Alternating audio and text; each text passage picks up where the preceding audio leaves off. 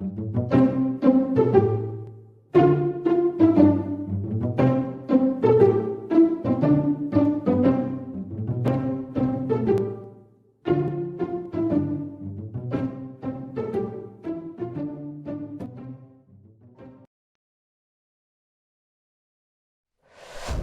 그럼 지금까지 우리가 고전 텍스트를 볼 때는 그것이 놓여있는 맥락, 컨텍스트를 알아야 한다라는 점을 확인했습니다.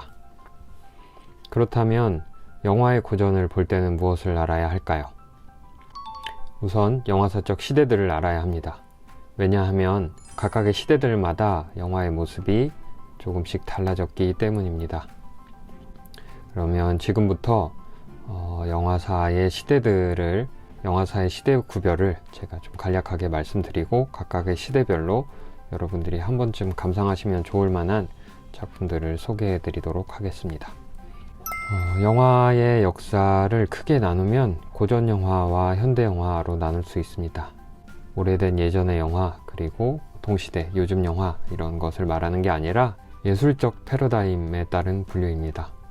이러한 고전 영화와 현대 영화의 어떤 갈림은 1950년대 전후로 볼 수 있는데요. 다시 말해서 현대 영화의 본격적인 등장이 1950년대 즈음부터 이루어졌다라고 말씀드릴 수 있겠습니다. 고전 영화와 현대 영화는 또 각각이 두 시기로 나뉘는데요. 고전 영화의 시기는 무성 영화의 시기와 유성 영화의 시기로 나눌 수 있고요. 현대 영화는 전후 모더니즘, 그러니까 2차 세계대전 종전 이후 전후 모더니즘 시기와 뉴 웨이브 시기로 나눌 수 있습니다.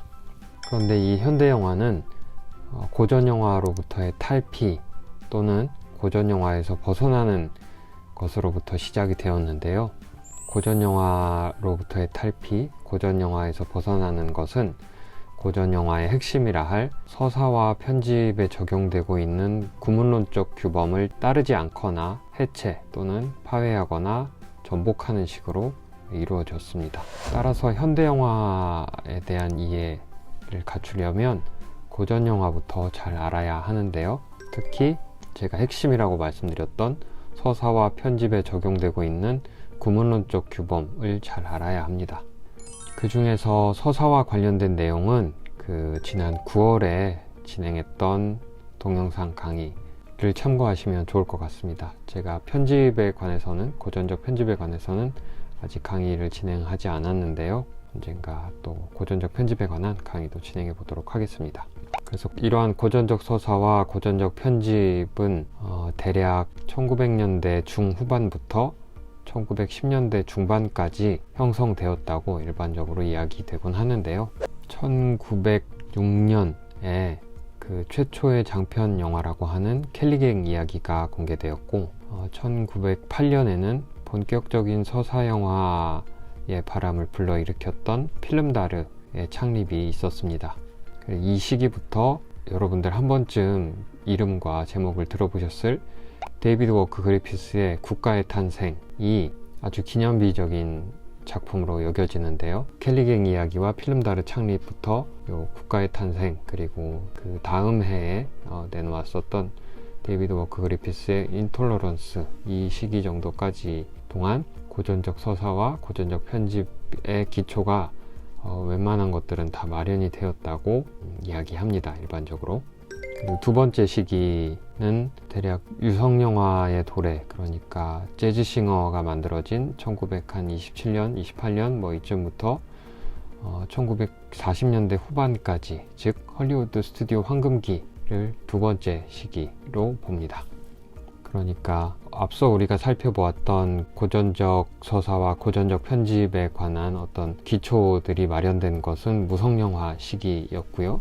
이 시기는 영화의 사운드가 도입되고 유성영화 시대에 접어들어서 고전적 서사와 고전적 편집이 그야말로 무르익고 만개한 시기라고 할 수 있겠습니다. 그리고 재즈싱어가 상영되던 무렵 소비에트 연방에서 제작된 전함 포템킨이 국제적인 사건이라 할 정도로 굉장한 화제작이었다고 하는데요. 그래서 미 합중국과 소비에트 연방이 정치적으로 대립하고 있었음에도 불구하고 스튜디오 관계자들이 소문을 듣고 몰래 전함 포템킨을 감상했다고 합니다. 그리고 이 전함 포템킨으로부터 일종의 배움을 얻어서 자신들의 영화 기술을 가다듬었다는 설이 있습니다. 영화사에 워낙 괴소문들이 많아서 이것이 사실인지 아닌지는 모르겠지만 어쨌든 유성영화 시대로 접어들고 30년대, 40년대에는 헐리우드의 고전영화가 정말로 유려하게 잘 다듬어지기는 합니다. 재미있는 사실은 소비에트 연방의 레프 클레쇼프, 푸세놀로프 푸도프킨, 세르게이 에이젠슈테인 이런 사람들이 그리피스의 영화를 보고 자신들의 기술을 가다듬었다는 점입니다.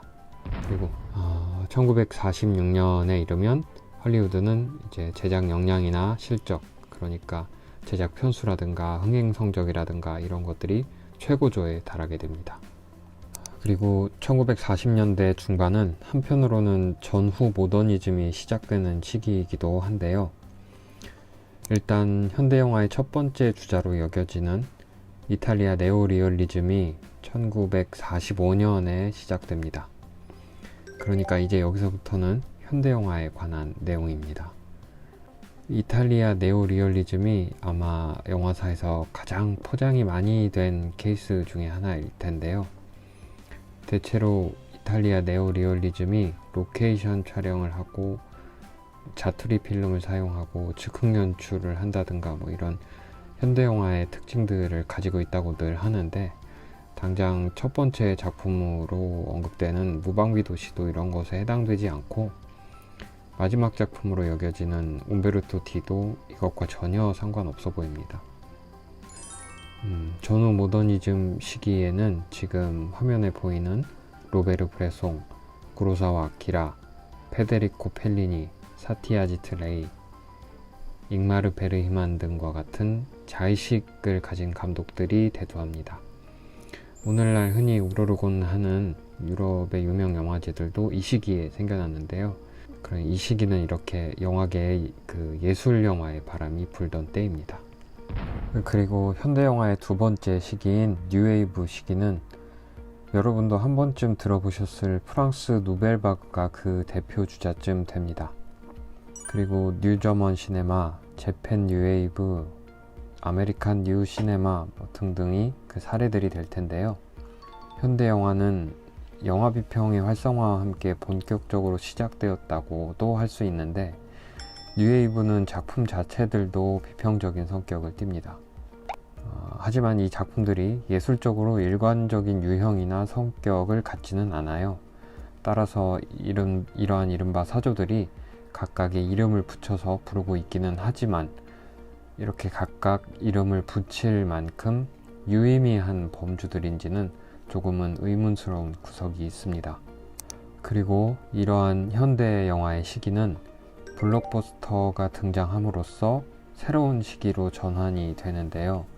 본격적인 의미에서의 블록버스터 작품이라 할 조스와 스타워즈가 등장한 이후 오늘날까지를 대략 블록버스터의 시기라고 할 수 있습니다. 오늘날 우리가 영화를 제작하고 감상하고 소비하는 방식들이 블록버스터와 함께 자리 잡은 방식들입니다. 그리고 현재는 얼마 전에 디즈니 플러스가 한국에 들어오기도 했죠. 이런 OTT 플랫폼과 또 요즘 굉장히 화제가 되고 있는 메타버스 이런 것들로 인해서, 또 우리가 처해 있는 전염병의 상황 이런 것들로 인해서 영화의 모습, 그리고 영화를 소비하는 환경과 방식이 이전과는 또 다르게 달라져 갈지, 아니면 이전의 흐름이 조금 다른 형태로 이어질지 앞으로를 예측할 수 없는 일종의 갈림길에 놓여 있는 상황이라 하겠습니다. 그럼 앞서 말씀드렸던 영화사적 시대들을 다시 정리해 보겠습니다. 영화의 역사를 크게 나누면 고전 영화와 현대 영화로 나눌 수 있다. 각각은 다시 두 개의 시기로 나뉜다. 고전 영화는 형성기와 할리우드 스튜디오 전성기로 나눌 수 있고, 이 두 시기는 무성영화 시기와 유성영화 시기로 구별할 수도 있고요. 현대 영화는 모더니즘 시기와 뉴웨이브 시기로 나눌 수 있다. 모더니즘 시기는 영화의 예술화 바람이 불던 때이고, 뉴웨이브는 작품들도 비평적인 성격을 띈다. 자, 그럼 지금부터 제가 각각의 시기별로 여러분들이 한 번쯤 감상해 보시면 좋을 만한 작품들을 소개해 보도록 하겠습니다. 당연히 고전 작품들을 보는 게 부담스럽고 또 어려운 일로 여겨지는 분들이 계실 테니까, 그런 부담감이나 거리감을 조금이나마 완충할 수 있도록 보는 순서까지 한번 정해 봤는데요. 제가 작품들을 그 순서대로 말씀드릴 텐데, 여러분들이 강의를 듣고 고전 작품들을 한 편씩 보실 때는 제가 지금 말씀드리는 순서대로 한번 보시기 바랍니다. 이렇게 저렇게 궁리를 많이 해봤으니까요, 썩 만족스럽지는 않을 수 있지만 그래도 무작정 보시는 것보다는 그래도 훨 나으실 겁니다. 자, 먼저 고전 영화, 유성 영화 시기의 작품으로 저는 일단 알프레드 히치콕 감독의 대표작들을 먼저 보시라고 권해드리겠습니다. 지금 화면에 보이는 이창부터 현기증, 북북서로 진로를 돌려라, 그리고 사이코, 이 다음 작품이 새인데요. 이 5작품을 알프레드 히치콕의 최전성기 시기의 작품이라고 되게 이야기를 하고, 또 이 5작품들이 알프레드 히치콕의 가장 대표적인 작품으로 이야기되는 편입니다.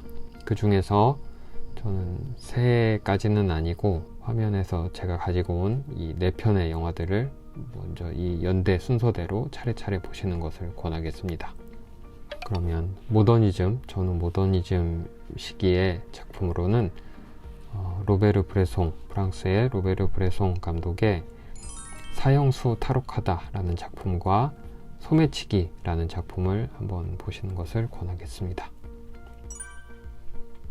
그리고 뉴웨이브 시기의 작품으로는 크리스 마르케르 감독과 알랭 레네 감독의 작품들을 한 편씩 권해드릴 텐데요. 크리스 마르케르 감독의 1962년작 라제테와 알랭 레네 감독의 1959년작 히로시마 내 사랑입니다. 라제테는 그 사진으로만 구성된 SF 단편 영화입니다. 이 연대 순으로는 히로시마 내 사랑이 먼저이고 라제테가 나중이지만, 보시는 순서는 라제테부터 보시는 것을 권해드리도록 하겠습니다. 그리고 이 뉴웨이브의 작품들을 보시고 난 다음에 가장 앞선 시기의 작품들이라고 할 수 있는 무성 영화의 작품들을 보십시오.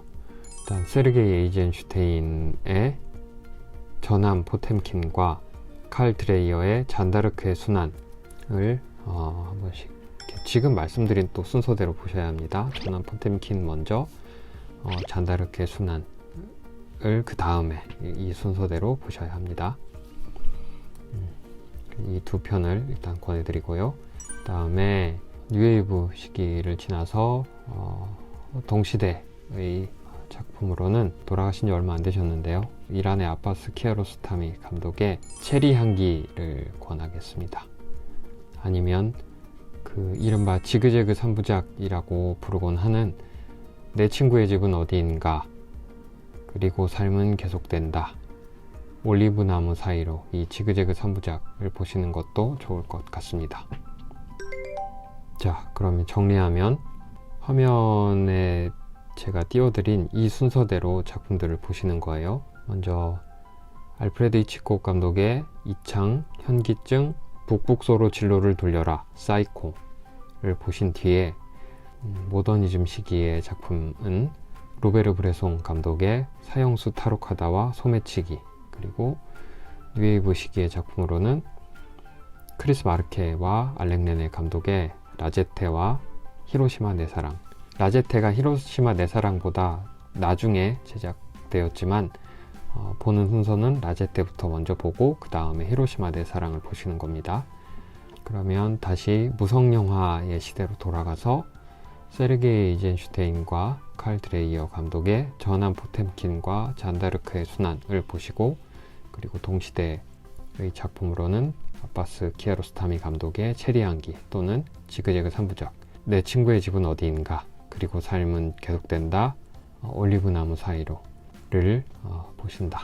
자, 그럼 이 순서대로 쭉 보시면 제가 앞서 말씀드렸던 것처럼 부담스러움이나 어떤 거리감을 조금씩 완충해 가면서 보실 수 있을 거고요. 두 번째로는 영화의 모습들이 각각의 시기별로 어떻게 달라져 갔는지를 또 한번 한편으로는 확인하실 수 있을 겁니다. 그걸 보는 재미도 있으실 거예요. 자, 그러면 고전에 관한 강의는 오늘 여기까지 하고요. 또 다음 기회에 뵙도록 하겠습니다. 한 가지 당부의 말씀을 드리면 이 작품들을 보실 때 부담을 갖지 않고 보셔야 해요. 부담이 생긴다, 괜히 숙제하는 것처럼 보게 된다 하면, 그래서 이렇게 딱 틀었는데 잘 안 봐진다 하면은 멈춰놨다가 나중에 좀 봐질 때, 그럴 때 보십시오. 보기 힘들고 잘 안 봐지는데 억지로 이렇게 보지 마시고 일단은 잘 봐질 때, 조금 더 마음이 편할 때, 보기 편할 때, 그때 한 편씩 봐나가시는 것을 권하겠습니다. 그리고 제가 지금 그 목록을 만든 작품 외의 작품들은 이 작품들을 한번 쭉 한 흐름에 따라서 쭉 감상하신 뒤에 보시면 더 좋을 것 같아요. 그러면 오늘은 여기까지 하고 또 다음 기회에 뵙도록 하겠습니다. 건강히 잘 지내시고요. 감사합니다.